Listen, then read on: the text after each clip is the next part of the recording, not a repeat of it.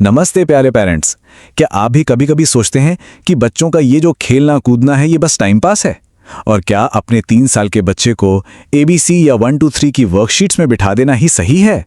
अगर आपके मन में भी ये सवाल आते हैं तो 1 मिनट रुकिए, क्योंकि आज हम इसी सोच को बदलने वाले हैं। तो चलिए सबसे पहले इस गलत फहमी को दूर करते हैं। लेटेस्ट रिसर्च बिल्कुल साफ साफ कहती है कि बच्चों के लिए खेलना, खासकर 2 से 7 साल की उम्र में, सिर्फ टाइम पास नहीं है। ये उनके दिमाग के लिए एक जबरदस्त ब्रेन बूस्ट है। ये खाली समय बिताना नहीं है, बल्कि ये सीखने का सबसे पावरफुल तरीका है। देखिए, हम सब ABC 1 2 3 के पीछे भागते हैं और हमें लगता है कि बस यही पढ़ाई है।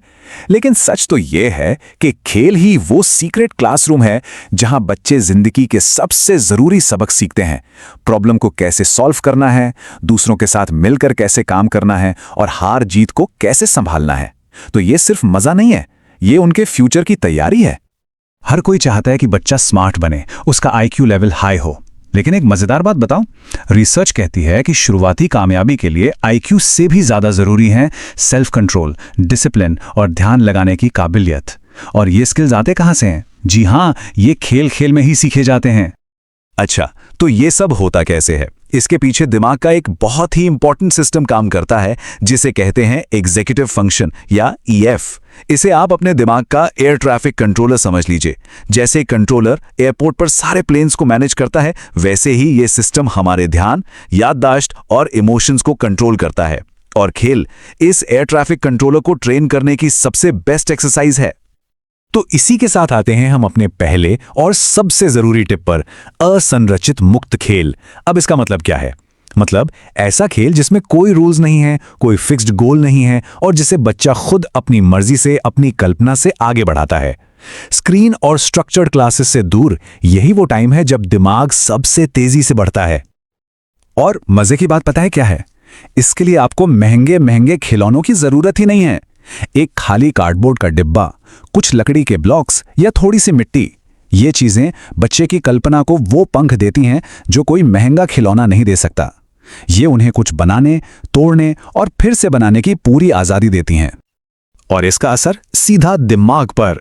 जब बच्चा खुद से चीजें ट्राई करता है, गलतियां करता है और फिर सीखता है, तो उसके दिमाग में नए न्यूरल कनेक्शंस बनते हैं, मानो नई नई सड़कें बन रही हो।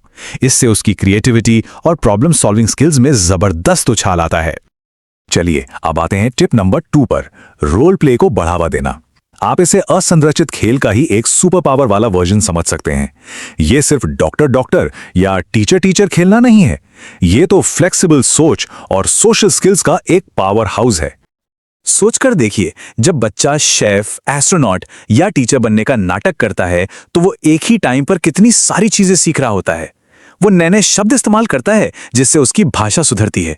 वो अपनी बारी का इंतजार करना और दूसरों के पॉइंट ऑफ व्यू को समझना सीखता है। यहां तक कि किचन में खाना बनाने के नाटक में भी वो गिनती और नापतोल जैसी मैथ्स की बेसिक बातें सीख जाता है।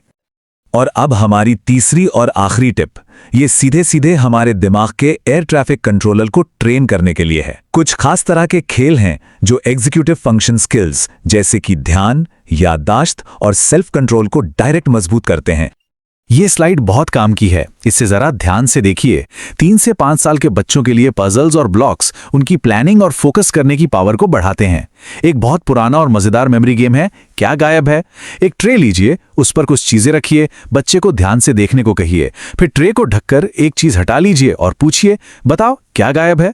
और 6 से 8 साल के बच्चों के साथ ऊनो या लूडो जैसे गेम्स उनकी स्ट्रैटेजी बनाने की स्किल को शार्प करते हैं। तो आज हमने ये समझा कि खेल बच्चों के दिमाग के लिए वो उपजाऊ जमीन है जहां एग्जीक्यूटिव फंक्शन और क्रिएटिविटी की जड़ें सबसे गहरी होती हैं। ये सिर्फ एक एक्टिविटी नहीं है, बल्कि ये तो उनके पूरे डेवलपमेंट की नींव है। तो आज से ही शुरू करने के लिए ये रहा एक सिंपल सा एक्शन प्लान। पहला, रोजाना स्क्रीन फ्री अनस्ट्रक्चर्ड प्ले के लिए टाइम फिक्स करें।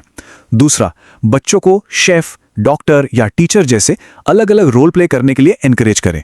और तीसरा, पजल्स या मेमोरी गेम्स जैसे फोकस बढ़ाने वाले खेल उनके रूटीन में शामिल करें।